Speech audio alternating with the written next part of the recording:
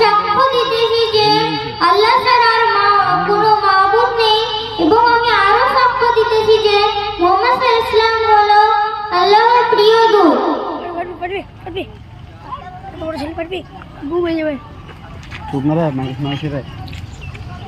দুই, নামাজ।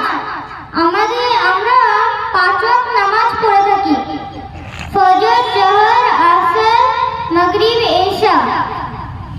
সিয়াম। ইসলামের 12 মাসের মধ্যে রমজান মাসে আমরা সিয়াম পালন করে থাকি। যাকাত। সকল মুসলমান